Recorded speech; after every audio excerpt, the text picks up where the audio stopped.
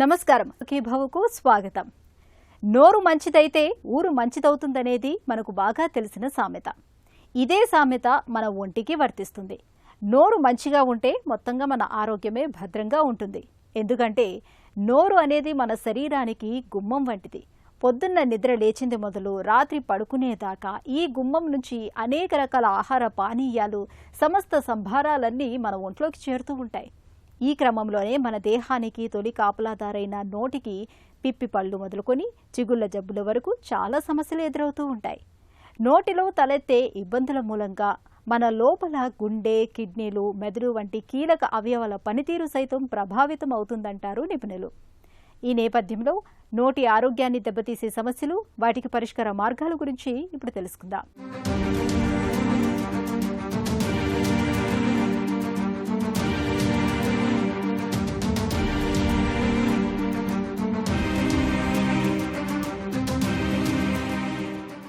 మన ఇంటి సింహద్వారాన్ని మనం దుమ్ము చేరకుండా రోజు దులుపుతుంటాం. మరకలు పడకుండా తుడుస్తుంటాం. అందంగా తోరణాలు కడతాం. అపురూపంగా రంగులు వేస్తాం. మురికి, మట్టి గడపదాటి ఇంట్లోకి రాకుండా అక్కడే కాళ్లు తుడుచుకునే పట్టాలు వేస్తాం. అనుమానమేం లేదు, మన ఇంటి తీరుకు ఆ ద్వారమే అద్దం. ఒకవేళ సింహద్వారం దగ్గరే బోలెడంత చెత్తాచెదారం పేరుకుపోయిందనుకోండి, ఏమవుతుంది? వాకిలే కాదు, మొత్తం ఇల్లంతా ఖరాబవుతుంది. అక్కడ్నుంచి చెత్త ఇల్లంతా వ్యాపించి గదులన్నీ పాడైపోతాయి. ఇంటికే కాదు, మన ఒంటికి ఇదే సూత్రం. నోరు మన శరీరానికి మహాద్వారం లాంటిది. నోటిని మనం శుభ్రంగా ఉంచుకోకపోతే ముందు ద్వారం దెబ్బతింటుంది. పళ్లమీద పాచి చేరి, గారపట్టి, సూక్ష్మక్రిములు విజృంభించి దుర్వాసనతో చిగుళ్ల వ్యాధులు, రకరకాల దంత సమస్యలు చుట్టుముడతాయని చెబుతున్నారు డాక్టర్లు. ఓరల్ క్యావిటీ అనేది మన బాడీలోకి గేట్వే లాంటిది. మనం ఏది తీసుకుందా, ఏం చేయాలన్నా నోట్లో నుంచే తీసుకోవాలి. టాబ్లెట్స్ తీసుకోవాలన్నా, ఫుడ్ తీసుకోవాలన్నా, కొన్నిసార్లు ఎయిర్ కూడా తీసుకోవాలన్నా నోరు కూడా పనికొస్తూ ఉంటుంది. కాబట్టి ఏదైనా నోటి ద్వారా మన బాడీలోకి ఎంటర్ అవుతూ ఉంటుంది. కాబట్టి నోట్లో శుభ్రత లేనిదే మనం యాక్టివ్గా ఉండలేము. నోట్లో ఇన్ఫెక్షన్ ఉంటే జనరలైజ్డ్గా మలైజ్ ఉంటుంది. ఫర్ ఎగ్జాంపుల్, పెరిడాంటల్ ప్రాబ్లం ఉన్న వాళ్ళకి, చిగుళ్ళ వ్యాధి, చిగుళ్ళలోంచి పస్సు వచ్చే వాళ్ళకి జనరలైజ్డ్గా వీక్నెస్, బాడీ పెయిన్స్, ఆర్థరైటిస్లు అవన్నీ వస్తూ ఉంటాయి. తర్వాత ప్రెగ్నెంట్ పేషెంట్స్ కూడా నోట్లో కనుక నీట్గా లేకపోతే ఈ ప్రిమెచ్యూర్ బర్త్స్ కూడా చాలా వరకు రికార్డ్ అవుతూ ఉంటాయి. తర్వాత నోట్లో కనుక మనకి ప్రాపర్ హైజీన్ లేకుండా నోట్లో ఇన్ఫెక్షన్ కనుక ఉంటే, ఒకవేళ డయాబెటిక్ పేషెంట్స్ అయితే షుగర్స్ కూడా కంట్రోల్ అవ్వవు. ఒకవేళ నోటి హైజీన్ మెయింటైన్ చేయకపోతే షుగర్ కూడా కంట్రోల్ అవ్వదు. షుగర్ కంట్రోల్ కాకపోతే నోట్లో హైజీన్ కూడా మెయింటైన్ చేయలేము. రెండు వైస్ వర్సా.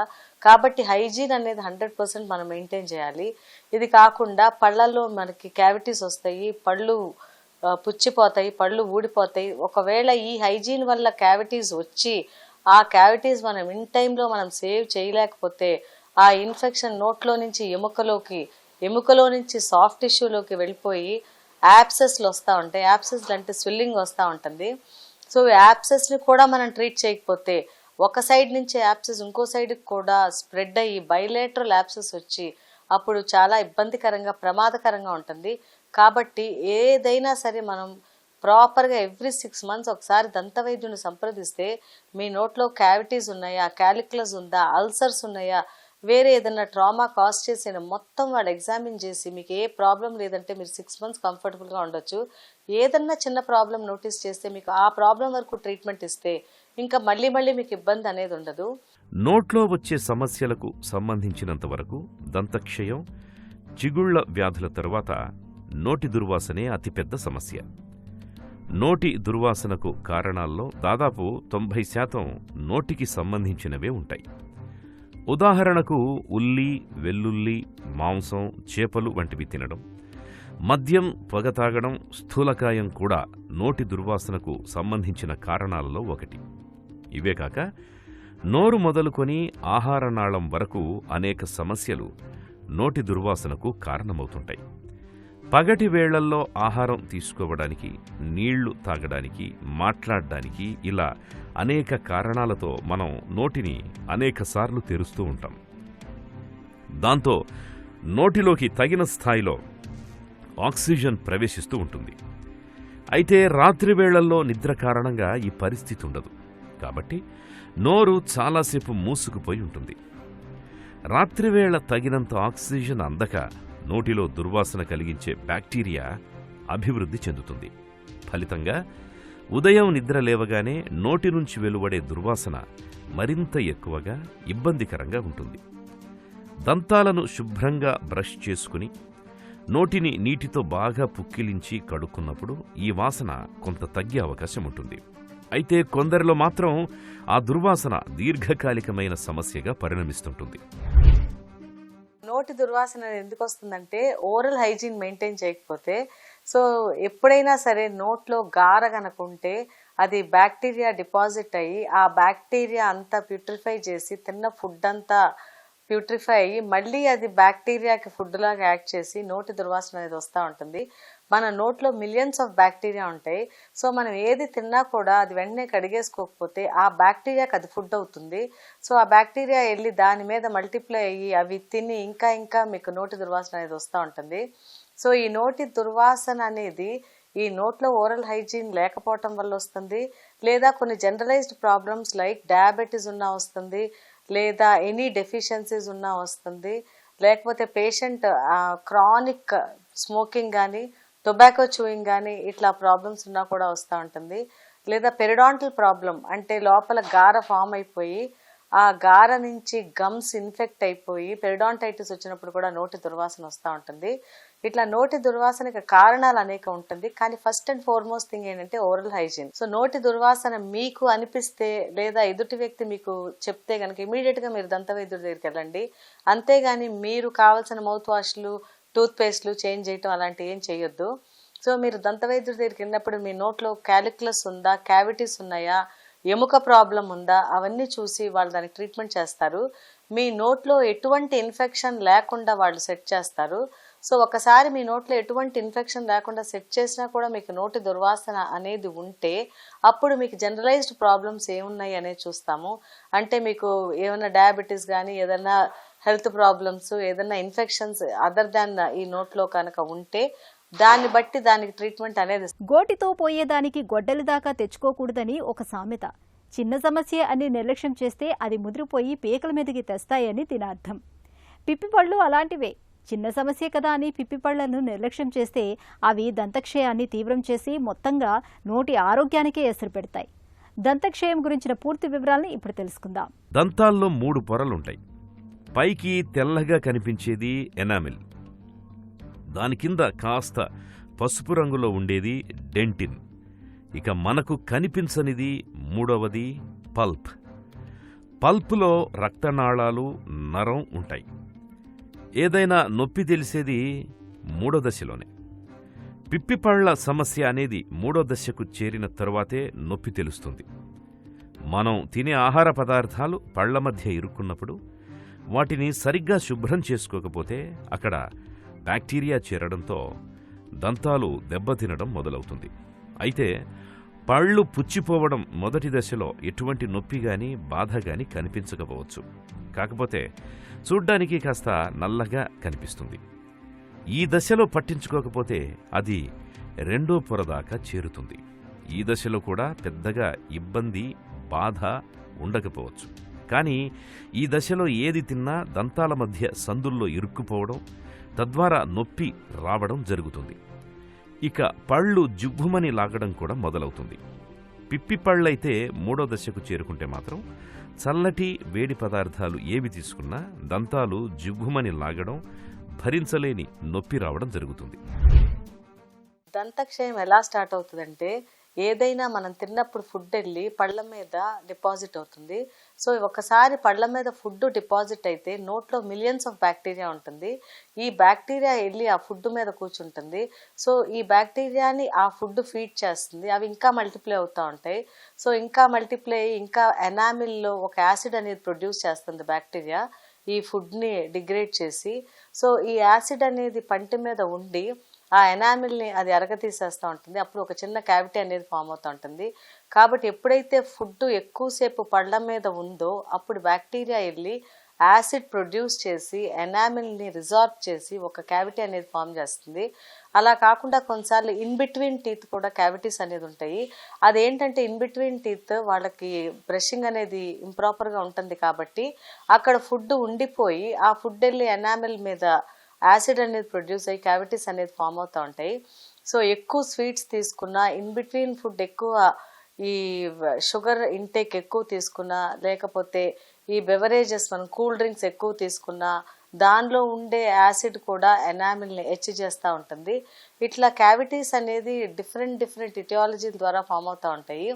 సో చాలామంది పిల్లలు నైట్ టైము పాలు ఎక్కువ తీసుకుంటూ ఉంటారు షుగర్ తోటి, అప్పుడు కూడా వాళ్ళ క్యావిటీస్ అనేది ఫామ్ అవుతుంటాయి. దాంట్లో ఉండే షుగర్ ఎనామిల్ మీద యాక్ట్ చేస్తూ ఉంటుంది. ఇట్లా డిఫరెంట్ కాజెస్ వల్ల డెంటల్ క్యావిటీ అనేది ఫామ్ అవుతుంది. సో ఒక్కసారి కనుక ఈ క్యావిటీ ఫామ్ అయిందంటే ఇమీడియట్గా దంతవైద్యుని సంప్రదించండి. అది ఎనామిల్ డెంటిల్లో ఉంటే దాన్ని ఒక ఫిల్లింగ్తో సరిపోతుంది. అది అక్కడి నుంచి ఇంకా లోపలికి వెళ్ళిందంటే, పల్ప్ దాకా వెళ్ళిందంటే అప్పుడు మనం ట్రీట్మెంట్ చేయాల్సి వస్తుంది. అది పల్ప్ దాటి దాని లోపల ఉండే రూట్కి కూడా ఎఫెక్ట్ అయ్యి ఆ రూట్ నుంచి కింద ఎముకకు కూడా వెళ్తే అప్పుడు అది ఇబ్బంది అవుతూ ఉంటుంది. అప్పుడు స్వెల్లింగ్ వచ్చేస్తూ ఉంటుంది. సో అక్కడ బోన్లో నుంచి మళ్ళీ కొన్నిసార్లు సైనస్ అని ఫామ్ అవుతూ ఉంటుంది గమ్లో. సో ఆ సైనస్ నుంచి పస్ అనేది డ్రైన్ అవుతూ ఉంటుంది. అప్పుడు పేషెంట్కి పెయిన్ అనేది ఉండదు. సో కొన్నిసార్లు ఆ సైనస్ నుంచి మళ్ళీ బయట స్కిన్లో కూడా ఇన్ఫెక్షన్ వస్తూ ఉంటుంది. సో టూత్ లోపల ఇన్ఫెక్ట్ అయితే స్కిన్ నుంచి కూడా ఇన్ఫెక్షన్ అనేది వస్తూ ఉంటుంది. సో ఇవన్నీ మనం ఒక చిన్న క్యావిటీ ఫామ్ అయితే మనం ఫిల్ చేసుకుంటే సరిపోతుంది. లేకపోతే ఇంత కాంప్లికేషన్స్ అనేవి వస్తూ ఉంటాయి. మనలో చాలా మందికి ఐస్ లాంటి చల్లని పదార్థాలు, పానీయాలు తీసుకున్నప్పుడు లేదా కాఫీ, టీ, సూప్ లాంటి వేడి పదార్థాలు తీసుకున్నప్పుడు పళ్ళు జివ్వున లాగుతూ ఉంటాయి. పళ్ళు తోముకుంటున్నప్పుడు కూడా కొంతమందికి ఇలాంటి నొప్పి కనిపిస్తూ ఉంటుంది. ఇలా పళ్ళు జివ్వుమనడాన్ని దంతాల్లో సెన్సిటివిటీ అంటారు. ప్రతి నలుగురిలో ఒకరు టీత్ సెన్సిటివిటీతో బాధపడుతూ ఉంటారని డాక్టర్లు చెబుతారు. మన పంటిలో బయటకు కనిపించే భాగం క్రౌన్ అయితే, చిగుళ్లలో ఉండి పన్ను కదలకుండా గట్టిగా పట్టి ఉంచే భాగం రూట్. ఈ రూట్ భాగంలో ఎనామిల్ ఉండదు, డెంటిన్ బయటకు కనిపిస్తుంటుంది. ఆ భాగాన్ని చిగుళ్ళు కప్పి ఉంచకపోవడం వల్ల డెంటిన్ బయట పడడంతో దంతాల్లో సెన్సిటివిటీ పెరుగుతుంది. ఆ భాగంలో చల్లని లేదా వేడి పదార్థాలు ఏవి తగిలినా బాధగా ఉంటుంది. ఈ దంతాల సెన్సిటివిటీని అశ్రద్ధ చేస్తే పళ్ళు మరింత బలహీనపడతాయి. అలాగే నోట్లో అల్సర్లు కూడా కొంతమందిని తరచూ వేధిస్తూ ఇబ్బంది పెడుతుంటాయి. వీటికి సకాలంలో సరైన వైద్యం తీసుకోవడం చాలా అవసరం. టూత్లో ఎనామిల్, డెంటిన్ అని ఉంటాయి.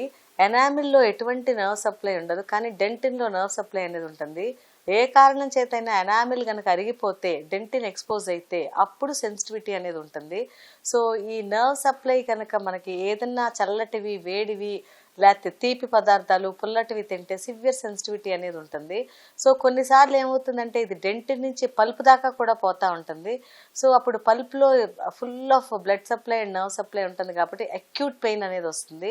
సో ఈ సెన్సిటివిటీ అనేది ఎనామిల్ అరిగిపోయి డెంటిన్ ఎక్స్పోజ్ అయినా, లేక లోన పల్ప్ ఓపెన్ అయిపోయినా అప్పుడు మీకు సెన్సిటివిటీ ఉంటుంది. సో ఇది ఎందుకు అవుతుంది అంటే, ఫస్ట్ ఏంటంటే ఇంప్రాపర్ బ్రషింగ్. ప్రాపర్గా బ్రష్ చేయకపోతే ఎనామిల్ అరిగిపోతూ ఉంటుంది. చాలామంది హార్డ్ టూత్ బ్రష్లు తీసుకుని చాలా రఫ్గా చేస్తూ ఉంటారు. అప్పుడు ఏమవుతుందంటే మన బాడీలో ఎనామిల్ అనేది అరిగిపోతూ ఉంటుంది.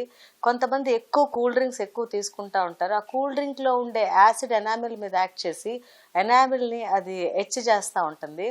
అట్లా ఎనామిల్ అరిగిపోతూ ఉంటుంది. కొంతమంది ఏదైనా నోటితో ఓపెన్ చేస్తూ ఉంటారు. సో అట్లా చేసినప్పుడు ఎనామిల్ వేర్ ఆఫ్ అయిపోతూ ఉంటుంది. కొంతమంది హార్డ్ ఫుడ్స్ ఎక్కువ చూ చేస్తూ ఉంటారు.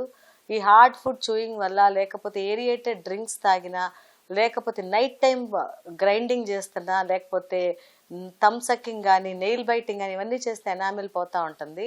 ఇవి కాకుండా ఇంప్రాపర్ బ్రషింగ్ మెయిన్ కాజ్. ఇలా డిఫరెంట్ ఇటియాలజీ ఉంది ఈ సెన్సిటివిటీకి.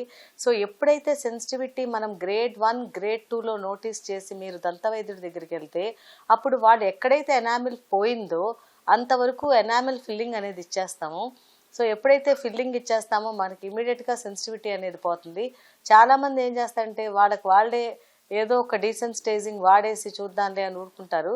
కానీ అట్లా చేస్తే ఏమవుతుందంటే ఆ సెన్సిటివిటీ మళ్ళీ పలుపు దాకా వెళ్ళిందంటే అది పెయిన్ అయిపోతుంది. ఒక్కసారి పెయిన్ అనేది స్టార్ట్ అయితే మాత్రం అప్పుడు మళ్ళీ రూట్ కెనాల్ అవన్నీ చేయాల్సి వస్తుంది.